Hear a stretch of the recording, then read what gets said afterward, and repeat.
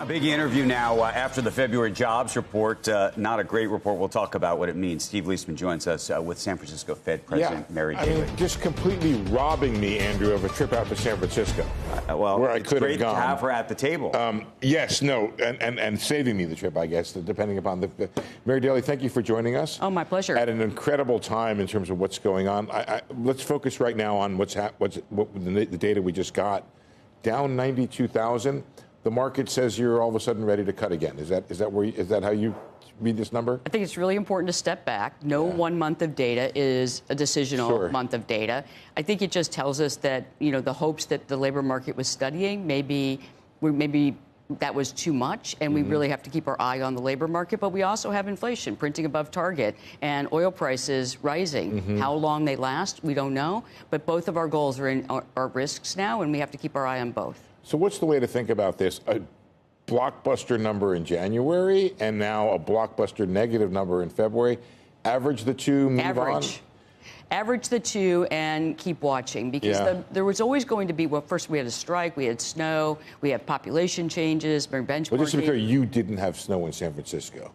No, we did. We had very jealous of the weather. We had a tiny little bit of snow on Mount Diablo, and everybody celebrated, and then we went back to wearing shorts. So that's how it works.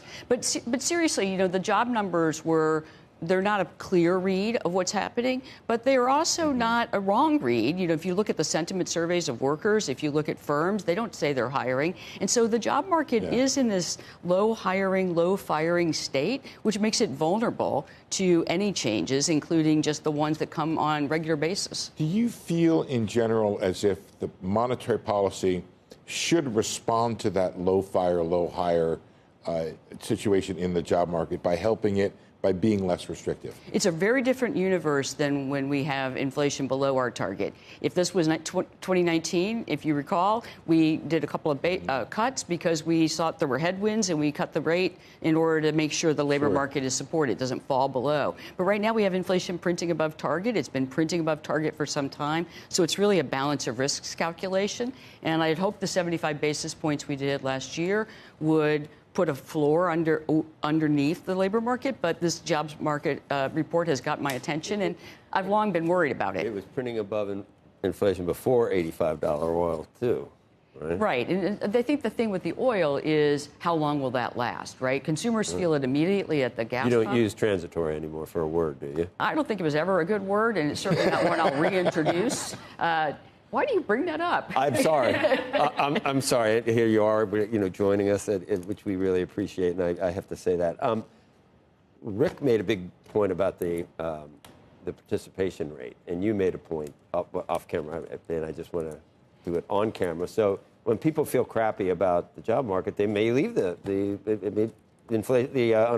participation rate goes down. Absolutely. They get discouraged about their prospects, and so they just don't search. And so whether you find those workers in the unemployment rate because they're getting, they're searching actively, or they're just sitting on the sidelines waiting until things improve, those are both signals that the labor market's a little weaker. So it's even worse then. You can't say, so it's down 90 and a 62. I don't think you can look through this report, but I also don't think you should make more of it than 1 month of data. I like Steve's place of let's average, and we're about at zero. If you think the benchmark, the level we're supposed to achieve is 30,000, we're below 30,000, but again, it's only a couple months of data. Go ahead. Do you not like income gain? Like it's 0.4. I told Steve, wouldn't it be great if we had 4% instead of 3.6 in terms of wage increases? Do you worry about it too because it's inflationary?